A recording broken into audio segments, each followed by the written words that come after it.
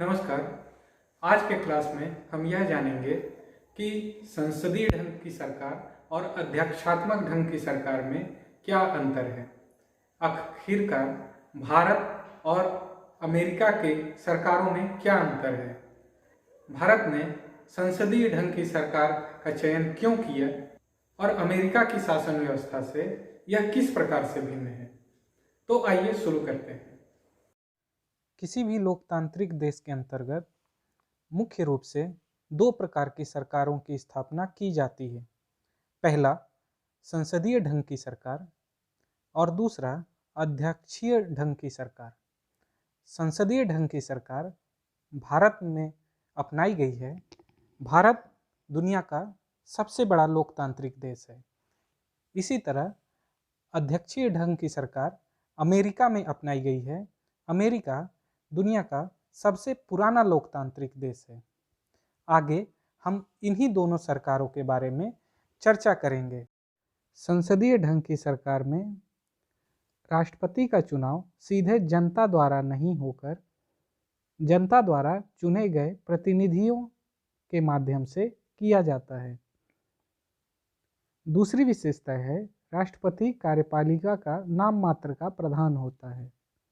वास्तविक कार्यपालिका शक्ति जनता द्वारा चुने हुए प्रतिनिधियों में निहित होती है, जिसे मंत्रिपरिषद कहते हैं। तीसरी विशेषता है कि मंत्रिपरिषद संसद के प्रति सामूहिक रूप से उत्तरदायी होते हैं। और चौथी विशेषता यह है कि राष्ट्रपति अपने कार्यपालिका शक्ति का प्रयोग मंत्रिपरिषद की सलाह के अनुरूप करता है। यह सलाह बाध्यकारी प्रकृति की होती है। इसके अतिरिक्त अध्यक्षीय ढंग की सरकार की भी निम्नलिखित विशेषताएं हैं। इसमें पहली विशेषता है कि राष्ट्रपति का चुनाव प्रत्यक्ष रूप से जनता द्वारा किया जाता है। राष्ट्रपति कार्यपालिका का वास्तविक प्रधान होता है तथा दूसरी विशेषता यह है कि मंत्रिमंडल के सदस्यों का चुनाव राष्ट्रपति द्वारा किया जाता है। तीसरी विशेषता है दलगत विवादों से दूर रहता है, क्योंकि सदन में बने रहने के लिए उसे बहुमत सिद्ध करने की आवश्यकता नहीं होती है।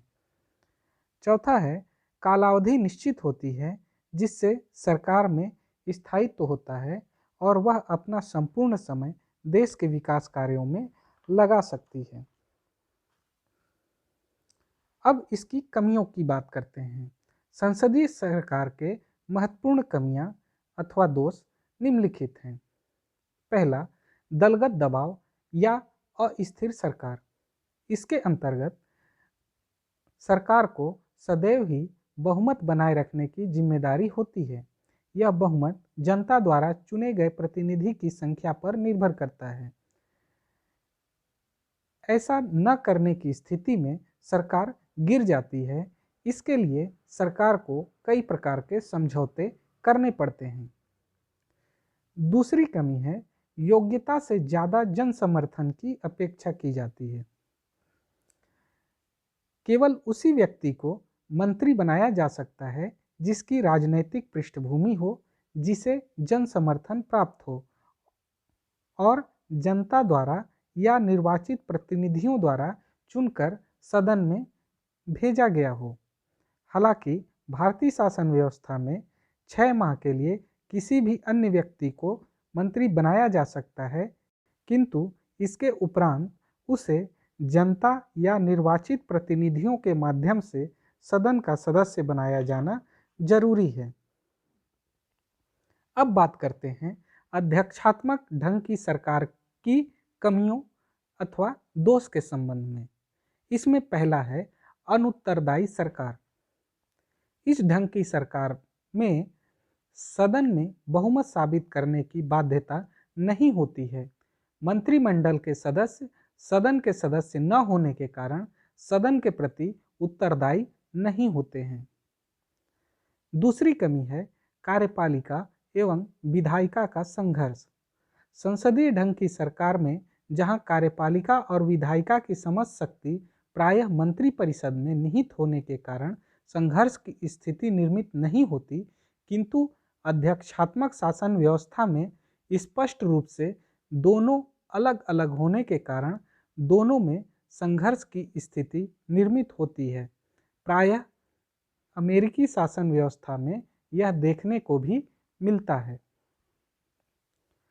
भारत में संसदीय ढंग की सरकार चुनने के महत्वपूर्ण कारणों पे अगर चर्चा करें तो उसमें पहला महत्वपूर्ण कारण है भारतीय शासन व्यवस्था ब्रिटेन की शासन व्यवस्था पर आधारित थी, अर्थात संसदीय शासन व्यवस्था यहाँ स्वतंत्रता के पहले से निर्मित थी। यहाँ की जनता को उक्त शासन व्यवस्था का पूर्व परिचय था, इसलिए इसे लागू करने में कठिनाइयाँ कम थी।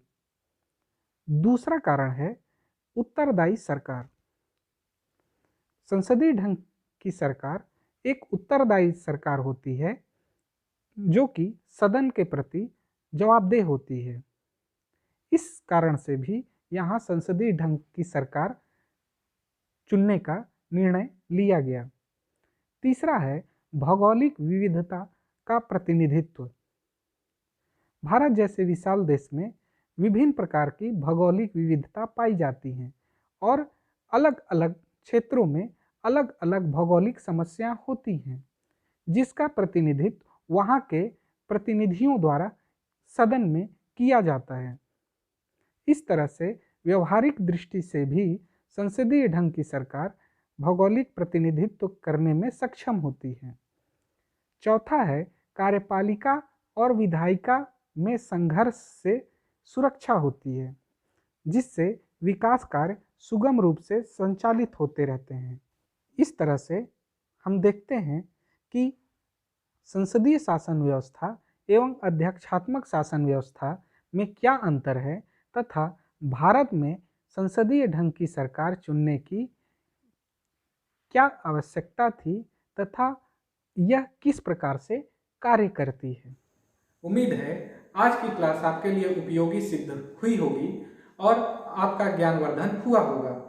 इसी तरह के अन्य विषयों के संबंध में जानकारी के लिए हमसे जुड़े रहें, नोटिफिकेशन बेल ऑन कर लें ताकि इसी तरह की क्लास की जानकारी आपको आगे भी मिलती रहे। धन्यवाद।